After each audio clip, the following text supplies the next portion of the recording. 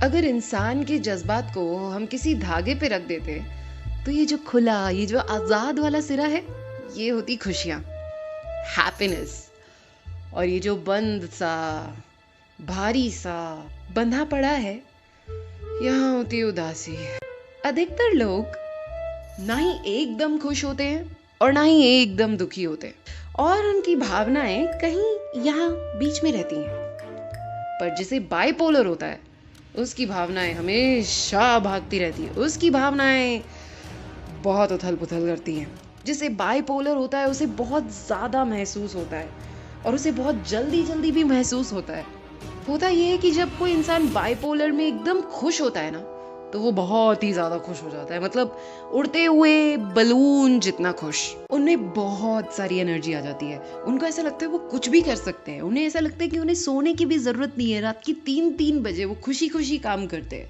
वो बहुत ज़्यादा शॉपिंग करते हैं, बहुत ज़्यादा ड्रिंकिंग करने लग जाते हैं। उन्हें इतना अच्छा महसूस होता है कि इस कंडीशन का एक्चुअली एक मेडिकल नाम है मेनिया। और मेनिया के बाद आता है डिप्रेशन। क्योंकि बाइपोलर में ना, जब इंसान उदास महसूस करता है तो वो वाकई बहुत ज़्यादा उदास हो जाता है। और डिप्रेशन हालांकि अपने आप में एक बीमारी है, पर बाइपोलर में वो बस एक लक्षण है। इस डिप्रेशन फेज में हो सकता है उन्हें बहुत नेगेटिव थॉट्स आए, उन्हें सुसाइडल थॉट्स आए। तो इसलिए मैं आपको सुझाव दूंगी कि अगर आप चाहें तो डिप्रेशन की CBT भी मेरे चैनल पे है, जाके देखिए, या ऊपर ये जो कार्ड है इसको क्लिक करिए और डिप्रेशन की CBT भी देखिए, आपको ज़रूर फ़ायदा होगा। डिप्रेशन के फेज़ में इंसान की एनर्जी कम हो जाती है, उसका हर चीज़ से ध्यान चला जाता है और उसका कुछ काम करने का मन नहीं करता। मतलब दिन की 3 बजे भी उसका बॉस उसका ऑफिस में इंतज़ार कर रहा है और वो महाशय घर पे बैठ के सो रहे हैं। और इसीलिए बाइपोलर का नाम मेनिक डिप्रेशन भी रखा गया है। बाइपोलर के भी कई तरह के विभिन्न विभिन्न प्रकार होते हैं। कई बार कुछ लोग बाइपोलर में ज़्यादा खुश हो जाते हैं, कई बार कुछ लोग बाइपोलर में बहुत ज़्यादा डिप्रेस हो जाते हैं, कुछ लोग डिप्रेस और खुश दोनों होते हैं और साथ साथ होते हैं, और कुछ लोग दोनों ही नहीं होते हैं और फिर भी उन्हें बाइपोलर होता है। अच्छा, वैसे बाइपोलर और मल्टीपल पर्सनालिटी डिसऑर्डर में फ़र्क होता है। कई लोग समझते हैं कि बाइपोलर मतलब उस इंसान के कई चेहरे हैं, कहीं कुछ तो कहीं कुछ। ऐसा नहीं है, उस इंसान की एक ही पर्सनालिटी है, मल्टीपल पर्सनालिटीज़ नहीं है। पर हाँ, वो बहुत ज़्यादा चीज़ें महसूस करता है, इसलिए उस इंसान को समझ पाना थोड़ा ज़्यादा मुश्किल हो सकता है। बाइपोलर के बारे में अभी तक डॉक्टर्स भी पूरी तरह समझ नहीं पाए हैं, तो हम तो क्या ही समझेंगे। पर हाँ, ये कह सकते हैं कि अगर बाइपोलर एक डब्बा होता, ये डब्बा अगर ये बाइपोलर होता, तो हमें नहीं पता होता कि इस डब्बे को कैसे बनाया गया। पर हमें ये ज़रूर पता है, बहुत ही खराब जीवन शैली, खराब रिश्ते, खराब फ्रेंड सर्कल, आसपास गंदा माहौल, बैड सोसाइटी के कारण होने वाला हार्ट ब्रेक, और जेनेटिकली फैमिली से पास होने वाली बीमारी है बाइपोलर। पर तुम अकेले नहीं हो। इंडिया में हर साल 1 करोड़ नए लोगों में बाइपोलर डायग्नोज होता है। इस बीमारी का कोई इलाज नहीं है। हालांकि दवाइयों से हम इसको मैनेज कर सकते हैं, पर यहाँ पे दवाई से ज्यादा असरकारक होती है ये।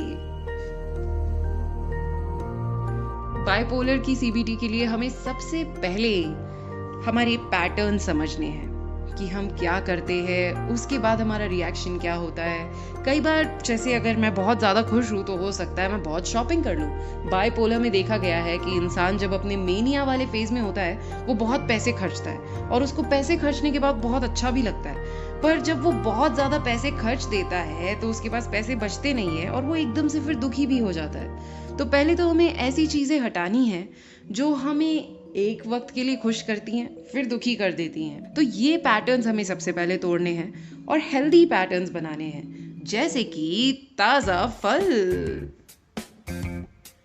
टाइम पे सोना और टाइम पे उठ के कसरत करने जाना, जिम जाना, नाइस। और सबसे सबसे बढ़िया तरीके से जब हम इसको लड़ेंगे तो हम एक और चीज करेंगे जो है खुद को एक्सप्रेस करना। बाइपोलर में खुद को एक्सप्रेस करना बहुत मुश्किल होता है क्योंकि कई बार हम बहुत सारी चीज़ें एक साथ भी महसूस कर सकते हैं और हमें खुद नहीं पता होता कि उन चीज़ों को कहते क्या हैं।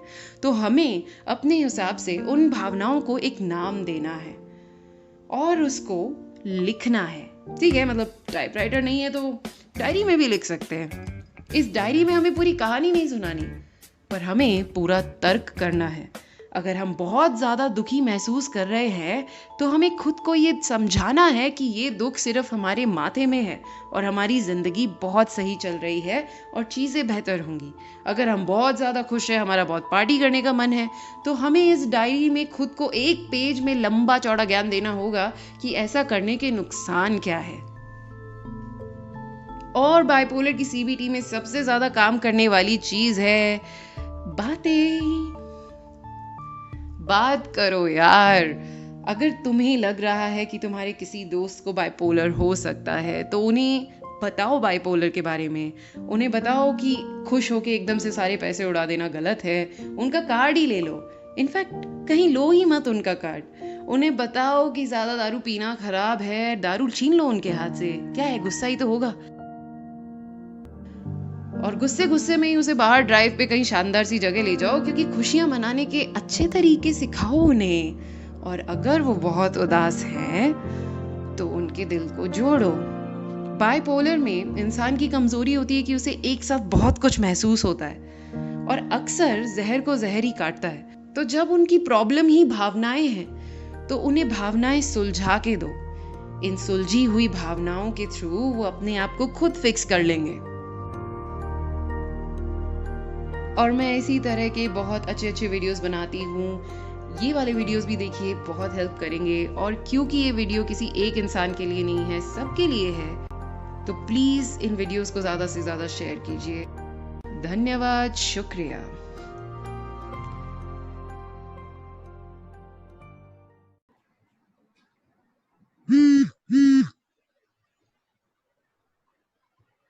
नमस्कार, मैं डॉक्टर प्रीति माथुर बैंगलोर से आप लोगों के बीच में हूँ और मैं पिछले 22 साल से साइकोलॉजी की फील्ड में काम कर रही हूँ।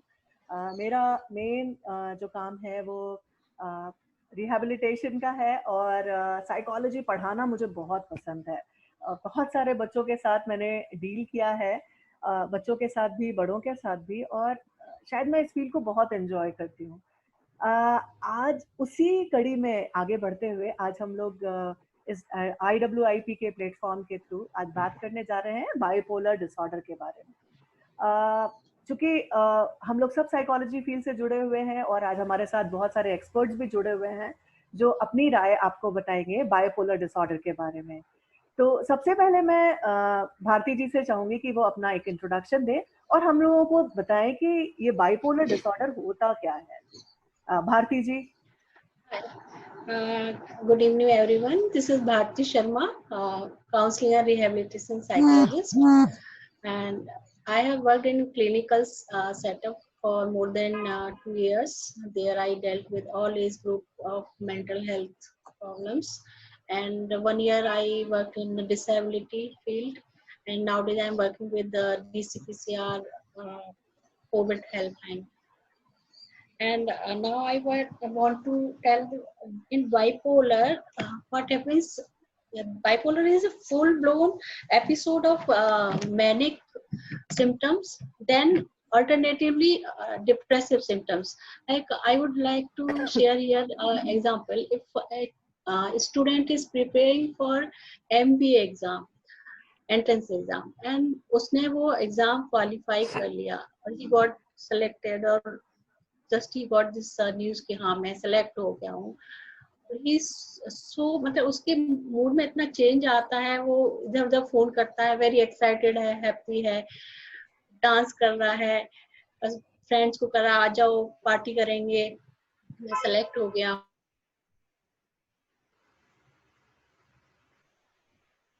Hello hello. फ्रेंड्स के साथ मस्ती की, फिर रात को भी सो नहीं रहा है, बहुत सारे ऐसे अजीब सा बिहेवियर, किसी को भी गले लगा रहा है, ये कर रहा है, ये मतलब 1-2 दिन चलता है देन इट्स ओके। अगर ये ऐसे सिम्टम्स अराउंड 1 वीक चलते हैं और वो रुक ही नहीं रहा है, कहीं क्लब में जाके पार्टी दे रहा है, बड़ा ड्रेसिंग सेंस चेंज हो गया है, ड्राइविंग उसकी चेंज हो गई है, हाई स्पीड में चला, एक्सपेंसेस काफी बढ़ गए हैं, कुछ भी शॉपिंग कर रहा है, इस तरह का है, तो ये सारे सिम्टम्स जो हैं उसके मैनिक फेज के हैं। और उसके बाद सडनली वो देखते हैं कि उसके रात को सो जाता है एक दिन और फिर अगले दिन करता है कि नहीं, उठने का मन नहीं कर रहा है, अभी सोना है, घर वाले सोच रहे हैं कि हाँ थक गया है, कुछ ऐसा है, मगर कुछ दिन तक ऐसे ही चलता रहता है, उसका सोने का, खाने का सब पैटर्न चेंज हो गया है, अपना सेल्फ ग्रूमिंग भी नहीं कर रहा है ठीक से, पहले जो एक्टिविटीज में इंटरेस्ट ले रहा था वो अभी नहीं ले रहा है। जब इस तरह के अल्टरनेटिव सिम्टम्स आ रहे हैं तो हम कह सकते हैं कि उस बच्चे को, उस पर्सन को बाइपोलर डिसऑर्डर हो सकता है। थैंक यू भारती जी। मेरे हिसाब से आप ये कहना चाह रहे थे कि ये एक ऐसा डिसऑर्डर है जहां पर मूड स्विंग्स होते हैं। कभी व्यक्ति जो है वो बहुत मैनिक फेज में रहता है, बहुत हाई फील करता है, और कभी वो डिप्रेसिव फील करता है और डिप्रेशन के कारण बहुत लो फील करता है ना। हमारे साथ जुड़ी हुई है जेबा जी, और मैं जेबा जी से जानना चाहूंगी, जैसा भारती जी ने कहा, क्या इसके कुछ सिम्टम्स भी होते हैं? कैसे हम आइडेंटिफाई कर सकते हैं कि व्यक्ति के साथ बाइपोलर डिसऑर्डर है? क्योंकि ये मूड में स्विंग्स होना, कभी हाई फील करना, कभी लो फील करना, एक बहुत नॉर्मल फिनोमिना है, लेकिन कब हम ये कहेंगे कि ये बाइपोलर डिसऑर्डर है? तो क्या इसके लिए कोई गाइडलाइंस है या कोई सिम्टम्स हैं जिनके थ्रू हम आइडेंटिफाई कर सकते हैं कि ये बाइपोलर डिसऑर्डर है? जेबा जी, जी जेबा जी, आप वीडियो भी ऑन कर लेंगे तो अच्छा रहेगा। जी मैम, एक्चुअली मेरे नेटवर्क इश्यूज बहुत है, तो लाइक फिर I think probably it might get disconnected, अगर मतलब आप ऐसे तो इसलिए आप ऐसे ही बताएं। जी जी जी। सो जैसे कि मैम ने अच्छे से काफी सिम्टम्स ऑलरेडी उन्होंने बताए हैं, जैसे मूड स्विंग्स बहुत कॉमन होता है बाइपोलर डिसऑर्डर में। फिर जैसे मान लीजिए कि अगर डिप्रेसिव फेज चल रहा है तो सैडनेस, फिर अपैथी, एंगर, आउटबर्स्ट, एंजाइटी, ये सारे सिम्टम्स काफी कॉमन होते हैं। फिर उसके साथ साथ जैसे गिल्ट ले लिया हमने, होपलेसनेस, लॉस ऑफ इंटरेस्ट, पूरा जो उनका एक लाइफ मतलब जो डेली स्केड्यूल वो फॉलो कर रहे होते हैं वो भी काफी बार इंटरप्ट हो जाता है, बिकॉज उनकी प्लेजरेबल एक्टिविटीज में मन उठ जाता है। तो ये सारे फेजेस सारे सिम्टम्स होते हैं जब एक डिप्रेसिव फेज चल रहा होता है। जैसे कि अगर मेनिक एपिसोड या मेनिक फेज चल रहा होता है तो उसमें फिर एलिवेटेड मूड या यूफोरिया, रिस्क टेकिंग, फिर ज्यादा इरिटेबिलिटी या disorganised behaviour, hyper activity, even impulsivity, restlessness, even self harm बहुत कॉमन होता है। तो ये सारे कुछ बहुत कॉमन सिम्टम्स है जो मोर और लेस डिपेंड्स कि कौन सा फेज चल रहा, उस हिसाब से वो ड्विंडल होते रहते हैं। बट जैसे अगर हम बात करते हैं, जैसे बाइपोलर में भी काफी टाइप्स होते हैं। जैसे फॉर एग्जांपल अगर मैं ले लेती हूँ बाइपोलर 1 डिसऑर्डर है तो उसमें एक मेनिक एपिसोड हो गया होना चाहिए, और उसमें हाइपोमेनिक स्टेज होना चाहिए। तो ये सारे बहुत सारे क्राइटेरियाज होते हैं अलग अलग, जैसे बाइपोलर 2 डिसऑर्डर होता है, उसमें एक मेजर डिप्रेसिव एपिसोड होना ही चाहिए। फिर साइक्लोथेमिक डिसऑर्डर, तो उसमें वापस 2 इयर्स का हिस्ट्री होना चाहिए, और उसमें काफी सारे हाइपोमेनिया के सिम्टम्स और डिप्रेसिव सिम्टम्स के अलग अलग। तो ऐसे इट वेरीज कौन सा है, और इन्हीं मतलब तो डिटेल केस हिस्ट्री के हिसाब से we have to like recognize कि कौन सा बाइपोलर 1 है, 2 है, या फिर किस हिसाब का चल रहा है। बट अदरवाइज जो मैंने पहले मेंशन किए वो बहुत ज्यादा इनिशियल कॉमन सिम्टम्स ले सकते हैं अगर हम बात करें बाइपोलर डिसऑर्डर की। वेरी नाइस देवा जी, बहुत अच्छा लगा आपसे बात करके। हम लोग के साथ है हीरल जी।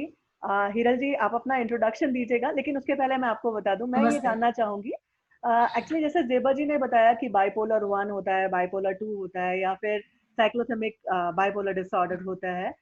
यूजुअली अगर एक लेमैन की लैंग्वेज में बोलें, जनरल आम जनता की भाषा में बोलें, तो कैसे हम आइडेंटिफाई कर सकते हैं? और अगर इस तरह की परिस्थिति आती है कि हमें सिम्टम्स में दिखाई दे रहा है कि मूड स्विंग्स हो रहे हैं, या व्यक्ति जो है बहुत डिप्रेशन की फील कर रहा है, या कभी बहुत मैनिक फील कर रहा है, तो ऐसे समय हमें डायग्नोसिस के लिए कहाँ जाना चाहिए, किसके पास जाना चाहिए, ताकि हम सही तरीके से अपनी समस्या को समझ सके कि क्या हमें बाइपोलर डिसऑर्डर है या हमें नॉर्मल थिंग है।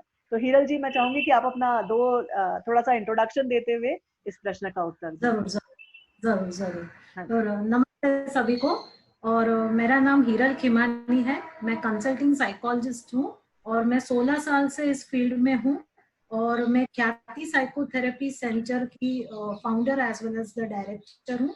और 16 सालों में काफी एक्सपीरियंसेस लिए हुए हैं। ज्यादा कर एक्स्ट्रा मैरिटल अफेयर्स और मैरिटल काउंसलिंग में मेरी एक्सपर्टीज है, as well as career counselling में।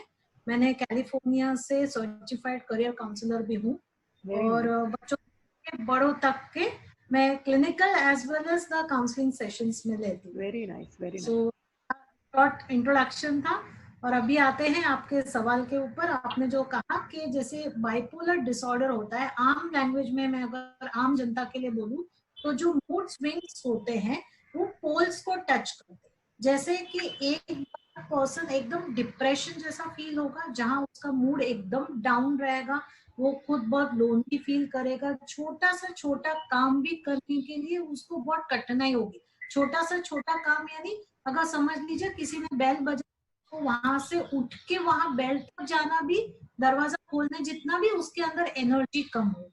ठीक है, इस किस्म की उसकी होगी कि वो पूरा दिन सोता रहेगा, या खाने की उसकी मन नहीं होगा, उसको किसी भी चीज को अगर कहे तो उसको डिसइंटरेस्ट दिखाई देगा। सिमिलरली किसी भी जो पहले उस व्यक्ति को हॉबीज वगैरह जो अच्छी लगती थी, ओके, वो सारी चीजें वो अभी नहीं करना पसंद करता है। तो ये हो गया उसका मूड, जहाँ मूड डाउन है उसका। अभी दूसरी घड़ी में जो जिसको बोलते हैं बाइपोलर। नाउ बाइपोलर क्यों बोलते हैं? क्योंकि एक साइड ये पोल है, दूसरी साइड उसका ऑपोजिट है, जहाँ वो ज्यादा इम्पल्सिव बाइंग है, इम्पल्सिवनेस है, बहुत जोर जोर से वो बातें करता है, ओके, बहुत ज्यादातर स्पेंडिंग बिहेवियर है, ओके, बहुत सारी एक्स्ट्रा स्पेंडिंग है कि उसके पास ऑलरेडी 2 लैपटॉप घर में है, फिर भी उसने एक ऑनलाइन लैपटॉप मंगा लिया, ऑलरेडी 2 मोबाइल है तो वो एक मोबाइल बेच के दूसरा हाई क्वालिटी का, हाई कॉस्टली थोड़ा मोबाइल लिया। ओके, जो फिजूल के हम बोलते हैं कि जो अभी खर्चे जरूरी नहीं होते, यानी ऑलरेडी उसके पास वो एग्जिस्टेंस है, बहुत टाइम जाके काफी किताबें लेके आए, ओके, भले उसको रीडिंग की हैबिट हो, मगर सिर्फ जाके 8-10 किताबें एक साथ उठाना, वापस 4 दिन बाद वापस जाके वो ले आना। सो अननेसेसरली बाइंग, यानी जो मूड स्विंग्स रहती है वो 3 to 4 months डिप्रेसिव साइड है, और फिर जो है वो एलिवेटेड साइड है, यानी पोल्स के तरफ ज्यादा वो टच करती है। So then it is called as a bipolar disorder. And जाके ये डिप्रेशन जैसा नहीं है, but it is somewhat, people confuse हो जाते हैं कि डिप्रेशन ही है, मगर बाइपोलर में मूड स्विंग्स होते हैं, swings in a sense poles को टच होते हैं, ओके। और डिप्रेशन में बेसिकली ऐसा नहीं होता है। the person is totally into a depressive phase continuously where his moods are down, बल्कि बाइपोलर में मूड स्विंग्स हो रहे हैं। And बहुत अच्छा उसके बताया, लिए हाँ बहुत अच्छा बताया, हाँ, क्योंकि जनरली लोग कंफ्यूज होते हैं बाइपोलर डिसऑर्डर में और डिप्रेशन में। आपने ये बहुत अच्छा बताया कि दो पोल्स की तरह होते हैं, और एक पोल में व्यक्ति बहुत हाई फील कर रहा होता है और एक में बहुत डिप्रेशन। लेकिन क्या कोई टाइम ड्यूरेशन है कि हम लोग ये चेक कर सकें कि कब वो मैनिक है, कब वो डिप्रेसिव है? कैसे हम आइडेंटिफाई कर सकते हैं, और उसको आइडेंटिफिकेशन में हमें कौन मदद करता है? क्या हमको किसी डॉक्टर के पास जाना चाहिए, या पैथोलॉजी में जाना चाहिए, या क्योंकि जनरली लोग नहीं समझ पाते हैं कि किसके पास, या साइकेट्रिस्ट के पास जाना है, या साइकोलॉजिस्ट के पास जाना है, या काउंसलर के पास? तो मैं रीति कुमारी जी से, जो हमारे साथ अभी अभी जुड़ी हैं, मैं चाहूंगी कि मैडम अपना इंट्रोडक्शन दें और हम लोगों के इस डाउट को क्लियर करें कि जब किसी को बाइपोलर डिसऑर्डर के सिम्टम्स दिख रहे हैं, या उसको ऐसा लग रहा है कि बाइपोलर डिसऑर्डर हो सकता है, तो उसको किसके पास जाना चाहिए डायग्नोसिस के लिए? रीति जी। हाँ, मैं रीति, हाँ। और मैं यहाँ पटना में हूँ, और I am teaching in college, और मैं एमफिल की हूँ CIP से। I am registered clinical psychologist. तो मैं टीचिंग में हूँ, पर मेरा बहुत इंटरेस्ट है एज अ क्लिनिकल साइकोलॉजिस्ट। मैं ऑन एंड ऑफ मैं पेशेंट देखती हूँ, पर ज्यादातर मैं डिप्रेशन और एंजाइटी के पेशेंट देखती हूँ, पर बहुत कम, बिकॉज मेरी अदर एंगेजमेंट ज्यादा है। जैसा आपने कहा कि किन के पास जाना चाहिए, तो बाइपोलर 1 के पेशेंट जो हैं, जिनको ये है, जिनको फ्लक्चुएशन ऑफ मूड ज्यादा है, तो उनको साइकेट्रिस्ट, निश्चित साइकेट्रिस्ट के पास पहले कंसल्ट करना चाहिए। वहाँ उनका पूरा असेसमेंट होता है, ठीक है। और उसके बाद अगर क्लिनिकल साइकोलॉजिस्ट के पास रेफर किया जाता है, तो वहाँ कुछ टेस्ट हैं जिनके अकॉर्डिंग टू उन टेस्ट के आधार पे भी हम डायग्नोसिस करते हैं, जिसमें रोशार्क जो है बहुत इंपॉर्टेंट टेस्ट है। मुझे याद है कि मेरे एग्जाम में एक पेशेंट था, यंग बच्चा था, I think 15 years, and he was full manic, and there was some confusion in diagnosis whether he is manic with OCD feature और विथ साइकोटिक फीचर। तो ये था, और वो केस कॉन्फ्रेंस के लिए उसको रखा गया था उस पेशेंट को, तो मैं ही उसका पूरा असेसमेंट की थी। तो ये जो रोशार्क है, एज अ क्लिनिकल साइकोलॉजिस्ट हम लोग रोशार्क टेस्ट जो है that is full diagnostic too, तो वहाँ हम रोशार्क टेस्ट को यूज करते हैं। पर मैनिक फेज में it is preferable that they should go to psychiatrist के पास जाना चाहिए, और वहाँ और उनको जो है मेडिकल इंटरवेंशन पहले जरूरी होता है, और जब थोड़ा सेटल हो जाते हैं देन हम उनके जो साइकोलॉजिकल इश्यूज हैं, या उनके जो पर्सनैलिटीज इशू हैं, कहाँ कॉन्फ्लिक्ट है, कहाँ प्रेसिपिटेटिंग फैक्टर है, तो इन चीजों को तब हम प्रूव कर सकते हैं जब जो उनकी जो न्यूरल सर्किट है वो थोड़ी सेटल कर जाए, वो जो है कमांड लेने लगे, समझने लगे, अपने इंसाइट आने लगे अपने प्रॉब्लम के, क्योंकि मैनिक फेज में उनकी इंसाइट होती ही नहीं है अपने प्रॉब्लम के, तो वहाँ हम साइकोलॉजिकल इंटरवेंशन नहीं कर सकते। पर जब सेटल हो जाते हैं तो तब हम इसको करते हैं। इवन अगर बाइपोलर में डिप्रेशन है, जैसे बाइपोलर 2 की बात करें, तो उसमें डिप्रेशन जो है वो मेजर फेज है, उसके साथ हाइपोमेनिया हो सकता है। जो मैनिक फेज है उसी का थोड़ा सटल जो है, कम कहें इंटेंसिटी के, उसके मूड जो है चेंजेस होते हैं, हाइपोमेनिक होते हैं। तो यहाँ भी अगर डिप्रेशन के साथ कुछ साइकोटिक फीचर जुड़े हुए हैं, तब तो निश्चित वो साइकियाट्रिस्ट के पास वहां जाना चाहिए। सबसे पहले कंसल्ट होना चाहिए, हॉस्पिटल सेटअप में जाएं जहाँ तीनों लोग होते हैं, साइकियाट्रिस्ट, साइकोलॉजिस्ट, सोशल वर्कर, और तो ये तीनों का जो कॉम्बिनेशन है वो बहुत अच्छा है उनके लिए कंसल्ट करने के लिए, और एज अ थेरेपी तीनों का होना चाहिए, क्योंकि ये स्ट्रेस डायथेसिस मॉडल है, तो तीन सबका रोल है, इन्वायरमेंट का भी रोल है, उनका साइकोलॉजिकल फैक्टर का भी रोल है, और जो ऑर्गेनिक फैक्टर है, उनके न्यूरोट्रांसमीटर है, न्यूरोकेमिकल्स हैं, उनमें जो चेंजेस आते हैं। तो यहाँ मैं तो यही समझती थी ये तीनों का रोल है, और उनको हॉस्पिटल सेटअप में जाके कंप्रिहेंसिव ये टेस्ट करानी चाहिए। Very good, very nice talking to you Riti ma'am. आपने बहुत अच्छा बताया कि अगर आपको या हमारे जो आसपास के लोग हैं, अगर हमें कभी ऐसे सिम्टम्स दिखाई दे रहे हैं, तो हमें तुरंत ऐसे हॉस्पिटल में जाना चाहिए जहाँ पर एक क्लिनिकल साइकोलॉजिस्ट भी हो, एक साइकियाट्रिस्ट भी हो और एक सोशल वर्कर भी हो, ताकि तीनों तरीके से, क्योंकि केवल हमें मेडिकल लेवल पे या हमें कॉग्निटिव लेवल पे वर्क नहीं करना है, बल्कि उनके बिहेवियरल और सोशल एस्पेक्ट्स पे भी वर्क करना है। थैंक यू रिति जी। और हमारे साथ ज्योति जी हैं। ज्योति जी, मैं ये जानना चाहूंगी, जैसा कि मैम ने बताया कि तीनों तरह के इंटरवेंशंस की जरूरत होती है, तो बेसिकली अगर हम ट्रीटमेंट, डायग्नोसिस तो हो गया, मान लीजिए हमने तीनों जनों से मिल लिया, हमने डायग्नोसिस कर लिया, लेकिन अगर हमें ट्रीटमेंट के लिए जाना है तो किस तरह के ट्रीटमेंट प्लान के लिए जाना, केवल काउंसलिंग इफेक्टिव है या केवल मेडिसिन पे जाना है या और कोई तरीके हैं? तो ज्योति जी, मैं ये आपसे जानना चाहूंगी कि बाइपोलर डिसऑर्डर में किस तरह के ट्रीटमेंट प्लान पे व्यक्ति को आगे जाना चाहिए। और मैं चाहूंगी कि आप अपना 1 मिनट का इंट्रोडक्शन भी दें ताकि हम लोग सब एक दूसरे से रूबरू भी हो सके।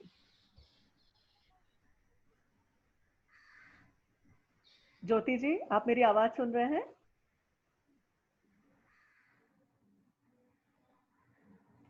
शायद ज्योति जी कनेक्ट नहीं हो पा रही हैं हमारे साथ। Hello ma'am. हेलो, हाँ जी ज्योति, ऑडिबल है मैम? हाँ जी, हाँ जी ज्योति हाँ जी। हाँ। Good evening ma'am, good evening सबको। मैम, मैं ज्योति कामले भोपाल से, मैं क्लिनिकल साइकोलॉजिस्ट हूँ। मैं सीआरसी भोपाल में एज ए गेस्ट फैकल्टी हूँ और कस्तूरबा नर्सिंग कॉलेज में गेस्ट फैकल्टी हूँ। और मैं 5 सालों से क्लिनिकल साइकोलॉजी फील्ड में काम कर रही हूँ। जैसा कि आपने अभी क्वेश्चन मुझसे पूछा, बाइपोलर डिसऑर्डर में किस तरह के ट्रीटमेंट होने चाहिए, है ना। और मैम ने अभी बहुत अच्छे से डिस्क्राइब भी किया कि पूरी एक टीम होनी चाहिए, कि जहाँ पर साइकेट्रिस्ट की भी नीड हो, क्लिनिकल साइकोलॉजिस्ट की भी नीड हो, साइकेट्रिक सोशल वर्कर हो।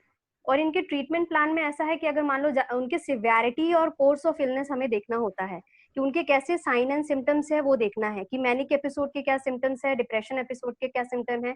तो इनिशियली जैसे ही अगर हमारे पास कोई पेशेंट आता है तो हम उसको एडमिट करते हैं। एडमिट करने के बाद उसकी जो इनिशियल नीड्स होती हैं वो हम देखते हैं। देन उसके बाद उसका साइकोलॉजिकल असेसमेंट जो हम करते हैं, कि हम डिप्रेशन का स्केल लगा रहे हैं और यंग मेनिया स्केल लगा रहे हैं, या प्रोजेक्टिव कोई टेस्ट हम यूज कर रहे हैं कि उसके कोई सप्रेशन या कोई ऐसी चीजें हैं जिससे निकल के आना है कि ये इस चीज से डिस्टर्ब है।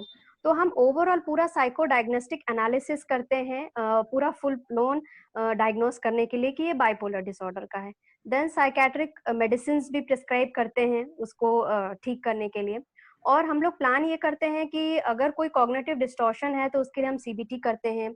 जहां पर हमें जरूरत है कि फैमिली प्लानिंग की जरूरत है, वहां फैमिली थेरेपी की यूज करते हैं, कि फैमिली को जहां हमें इन्वॉल्व करना है कि इस एरिया में आपकी यहाँ नीड है और आपका यहाँ एसेंशियल रोल है और आपको पेशेंट को इस तरह से ट्रीट करना है, राइट। क्योंकि बहुत सारी जगह ऐसा होता है कि अगर पेशेंट एकदम फुल ब्लोन मेनिया एपिसोड में है, उसका जो बहुत ही सेक्सुअल डिजायर हाई है, इंक्रीज एनर्जी है, इंक्रीज एक्टिविटी है और सो नहीं रहा है, तो फैमिली क्या है उसको कभी कभार मारने लग जाती है कि अरे ये तो हमारी बात सुन नहीं रहा है, बहुत ही इंक्रीज एनर्जी है, उसको लोग पकड़ रहे हैं।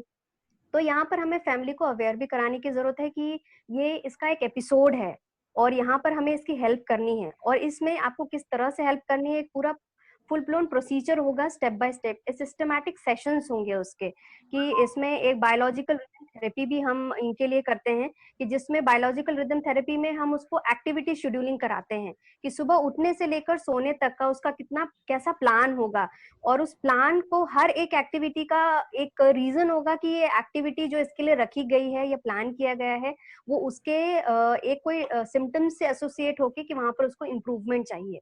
लाइक फॉर एग्जाम्पल अगर हम सीबीटी कर रहे हैं या अगर उसका डिप्रेसिव फेज है, सीबीटी कर रहे हैं, तो उसके अगर नेगेटिव थॉट्स हैं या उसके ऐसे थॉट्स है जिससे वो परेशान हो रहा है, तो उसके लिए वहाँ हम कॉग्निटिव डिस्टॉर्शंस क्या है वो हम देखेंगे, और हम उसके थॉट डायरी के थ्रू हम देखेंगे कि थॉट डायरी हमने दिया पहले वीक में कि आपको देखना है कि आपके थॉट क्या हैं, सिचुएशन क्या अराइज हुई है, और सिचुएशन अराइज होने के बाद आप उसको किस रेट में रेंज में रख रहे हैं, 0 से 100 की रेंज में क्या फॉल कर रहा है।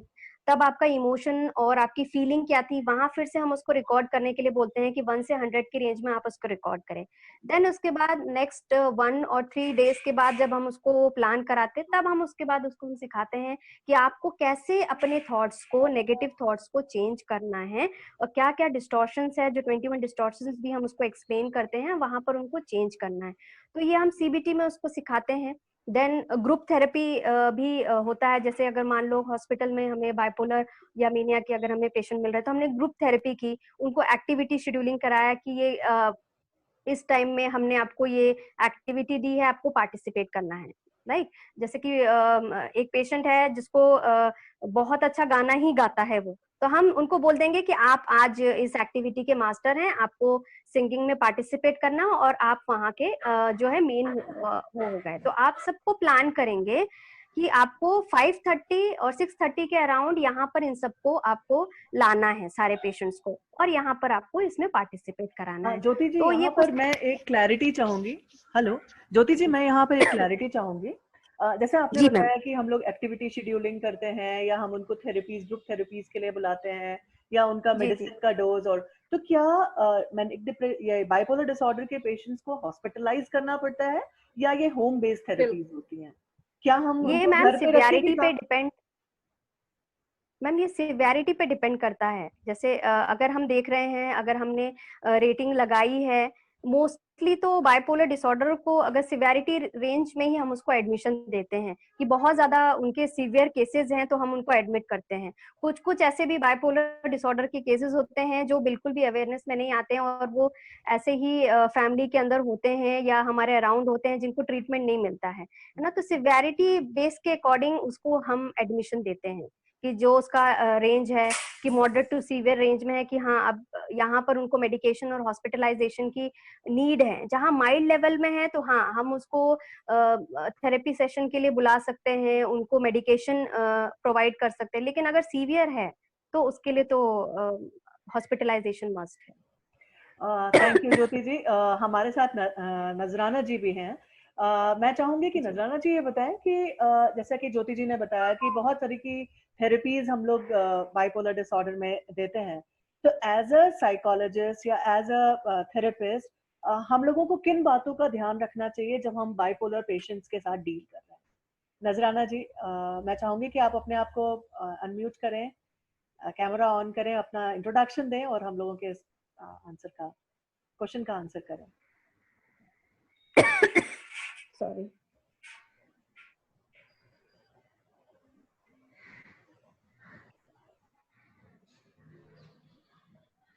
नजराना जी, आप हमारे साथ हैं?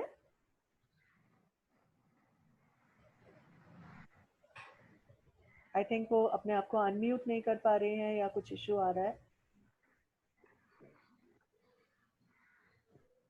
चलिए, मैं ये इस क्वेश्चन को ओपन फोरम में छोड़ती हूँ। आप लोगों में से जो भी आंसर करना चाहे वो कर सकता है। हिरल जी, रीति जी, भारती जी, जिसको भी कि जैसे इन्होंने बताया कि बहुत सारी, एक फैमिली का क्या रोल होगा अगर हम लोग बाइपोलर डिसऑर्डर की बात कर रहे हैं, तो फैमिली का क्या रोल होता है, और एज अ फैमिली मेंबर हम लोग बाइपोलर पेशेंट्स को किस तरह से हेल्प कर सकते हैं? जहाँ तक बाइपोलर डिसऑर्डर के पेशेंट हैं, तो फैमिली वाले को जैसे बताया अभी कि फैमिली थेरेपी होता है, तो वहाँ उनको ये अवेयर कर सकते हैं कि इनके क्या जो वार्निंग साइन है, अगर आपको ये सिम्टम दिखे तो आप तुरंत कंसल्ट करें, उसको ओवरलुक न करें, काफी लंबा समय उसमें न बिताएं, और एट टाइम से अगर उसको आप चेक करते हैं तो हम काफी हद तक उनके सिम्टम्स को कंट्रोल कर सकते हैं। तो वहाँ पे साइकेट्रिस्ट के ज्यादा रोल है, क्योंकि ज्यादा ये देखा गया है कि यहाँ जो केमिकल्स हैं उनमें कुछ अप्स एंड डाउन्स होते हैं, तो उसके लिए बेटर है मैनिक डिप्रेसिव बाइपोलर में कि वहाँ साइकेट्रिस्ट का वहाँ मेडिकेशन जरूरी है। उसके साथ साथ आप फिर साइकोलॉजिस्ट को कंसल्ट करें। पर जब फुल ब्लोन अगर मैनिक फेज है तो वहाँ साइकोलॉजिस्ट का कोई रोल नहीं है उस at that point of time. पर जब थोड़ा सेटल करते हैं तब आप फुल उनका जो साइकोलॉजिकल हेल्प है, जो कंसल्टेंसी है, वो एक क्लिनिकल साइकोलॉजिस्ट से कराएं, और ताकि जो इश्यूज हैं, जो इंटरनल कॉन्फ्लिक्ट्स हैं उनके दिमाग में, या क्या साइकोलॉजिकल इश्यूज चल रहे हैं, क्या कुछ ट्रॉमेटिक इवेंट है, क्या अब्यूज है कुछ में जो है, तो ये सारे चीजों को हम तब एक साइकोलॉजिस्ट कम्प्रिहेंसिव वे में थ्रू थेरेपी हम उनको कर सकते हैं। तो इस हद तक काफी कॉन्फिडेंस उनको आ जाता है, और जब ये कॉन्फिडेंस एक बिल्डअप होता है तो अपने तो जो प्रेसिपिटेशन है सिम्टम्स का वो भी कम हो जाता है। तो ये दो चीजें ज्यादा इम्पोर्टेंट। Very nice. मुझे प्रीति मैम ऐड हेलो करनी है। हेलो हेलो, मुझे एक चीज यहाँ ऐड करनी है कि बेसिकली साइकेट्रिस्ट और साइकोलॉजिस्ट बाइपोलर में हैंड इन हैंड जाते हैं। डेफिनेटली जब किसी भी पेशेंट को फुल डाउन बाइपोलर रहता है तो medicine is a first stage where वो मूड पेशेंट का काम करते हैं। अगर डिप्रेसिव फेस है तो उसको मूड एलिवेट करते हैं, ओके। एंड अगर hyper kind of a thing है, उधर मैनिक एपिसोड्स है तो थोड़ा मूड एलिवेट डाउन करने के उसको मेडिकेशंस दिया जाता है। But simultaneously psychologist will more often psycho educate the family about the scene कि भाई ये क्या चीज है, ताकि उनका बहुत सारा कोऑपरेशन मिले, तो बहुत सारा फैमिली की तरफ से कोऑपरेशन मिले हियर। सो बेसिकली ये हैंड इन हैंड जाता है। एंड लोगों को लगता है कि ये बहुत रेयर कंडीशन है, बट इन जनरल अगर आप देखें बाइपोलर बहुत लोगों को होता है। It's more often than actually लोगों को फीलिंग है कि बाइपोलर बहुत रेयर है, बट ये रेयर नहीं है।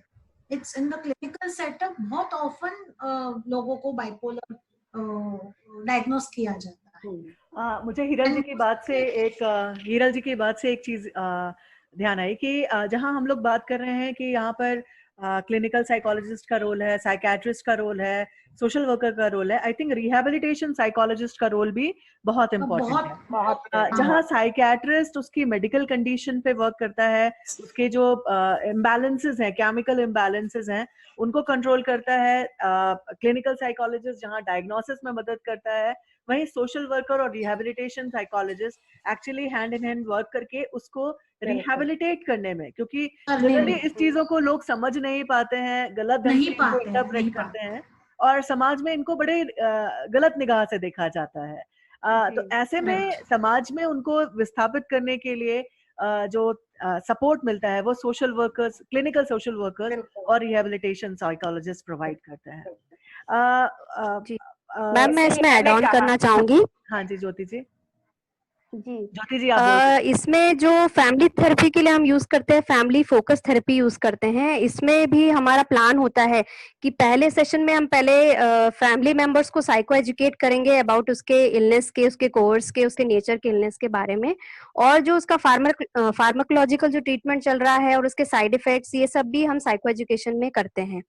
देन उसके बाद जो नेक्स्ट हमारा स्टेप आता है उसमें हम कॉग्निटिव एनहांसमेंट ट्रेनिंग उसको हम देते हैं, कम्युनिकेशन एनहांसमेंट ट्रेनिंग देते हैं, जिसमें हम उसको स्किल्स सिखाते हैं कि उसके इमोशंस हैं, इस इमोशंस को कैसे आपको वेंट आउट करना है या आपके इमोशन को किस तरह से उसको बताना है, एक्सप्रेस करना है, और फैमिली को भी वहां पर उसको बताना है कि उसको किस तरह से उसको सपोर्ट करना है उसके इस इमोशन और एक्सप्रेस के लिए। और उसके जो रिफ्लेक्शंस और जो उसके रिएक्शंस आ रहे हैं वहां वो भी हम इसी जो कम्युनिकेशन रिफ्लेक्टिव ट्रेनिंग होती है उसमें कराते हैं। ये हम 12 सेशंस इसमें लेते हैं, इसमें सीईटी में भी, ताकि वो जो मेन जो है मूड जो है मैनिक डिप्रेसिव एपिसोड का होता है कि इसके मूड्स जो होते हैं बहुत ज्यादा शिफ्टिंग इनकी होती है, तो वही हमारे इनके मूड और रिफ्लेक्सेस पे ही हम ये सीईटी पे हम इसका वर्क करते हैं, जिसके लिए हम 12 सेशंस लेते हैं। बस इतना ऐड करना है। बहुत अच्छा आपने अपग्रेड किया हम लोगों को। हमारे पास केवल 5 मिनट का समय और है, तो मैं इसको समराइज करते हुए आपसे लास्ट क्वेश्चन पूछना चाहूंगी। समराइज अगर मैं कर रही हूँ तो मैं ये कहना चाहूंगी कि बाइपोलर एक इस तरह का डिसऑर्डर है जहां पर व्यक्ति में मूड स्विंग्स होते हैं, या तो वो मैनिक साइड में जाता है, बहुत हाई फील करता है, या वो बहुत लो फील करते हुए डिप्रेशन की फेज में जाता है। बहुत तरह के होते हैं। डेफिनेटली अगर हमारे आसपास कोई है ऐसा व्यक्ति जिसके व्यवहार में बार बार परिवर्तन दिखाई दे रहा है, तो हमें जरूर कंसल्ट करना चाहिए psychiatrist, psychologist, rehabilitation psychologist, social workers से, और सलाह लेनी चाहिए। मेडिसिन के अलावा बहुत सारी साइकोथेरेपीज हैं जिनके बारे में ज्योति जी ने बताया। मैं बस एक लास्ट प्रश्न आपसे लोगों से पूछना चाहूंगी क्या ये क्योरेबल है? क्या हम इसे Yes. बिल्कुल अच्छे तरह से ठीक कर सकते हैं, या ये लाइफ लॉन्ग प्रोजेक्ट है, हमें टाइम टू टाइम डॉक्टर से कंसल्ट करते रहना चाहिए? क्या हम लोग इसको लाइफ लॉन्ग मान के चले, या ये क्योर हो सकता है सारे सपोर्ट्स के थ्रू? अगर प्रॉपर मैम इसका ट्रीटमेंट हो और प्रॉपर प्लानिंग के थ्रू, अगर इनका सिस्टमैटिक प्लान के थ्रू और लॉन्ग रन में अगर इनका ट्रीटमेंट चले तो ये स्टेबल हो सकता है बाइपोलर के लिए। स्टेबल अगर हो हम सकता इसमें है, लेकिन प्रॉपरली क्योर अगर नहीं हो तो सकता है, ना। स्टेबल But हो it सकता is, है, लेकिन क्योर नहीं हो सकता। क्योर नहीं हो सकता है। क्योर नहीं हो सकता है, लेकिन प्रॉपर अगर प्लान करे तो वो अपने जो बेसिक लिविंग जो है उसको बहुत अच्छे से कर सकता है, जैसे कुछ कुछ सीवियर केसेस में होता है जो नहीं कर पाते हैं। Yes, thank you. हम लोग शायद सब बहुत पॉजिटिव लोग हैं और इसीलिए कह रहे हैं कि हम लोग स्टेबल कर देंगे। हाँ, लेकिन डेफिनेटली रियलिटी ये है कि बाइपोलर डिसऑर्डर एक ऐसा डिसऑर्डर है जो एक बार हो जाए तो डेफिनेटली हमें लाइफ लॉन्ग सपोर्ट सिस्टम की जरूरत पड़ती है, अलग अलग तरह के थेरेपिस्ट की जरूरत पड़ती है, और अगर हम लोग चाहें तो विद सपोर्ट हम लोग एक अच्छा जीवन जी सकते हैं, बट डेफिनेटली हम लोगों को सपोर्ट की जरूरत पड़ेगी। Thank you all. बहुत अच्छा डिस्कशन था, आप लोगों से जुड़कर बहुत अच्छा लगा। आशा करती हूँ कि आगे भी हम लोग ऐसे जुड़ते रहेंगे और कनेक्टेड रहेंगे। Thank you so much all. Bye, take care. सब लोग अपना ध्यान रखिएगा। Bye. Thank you Preeti ji, बहुत अच्छा लगा। Thank you so much.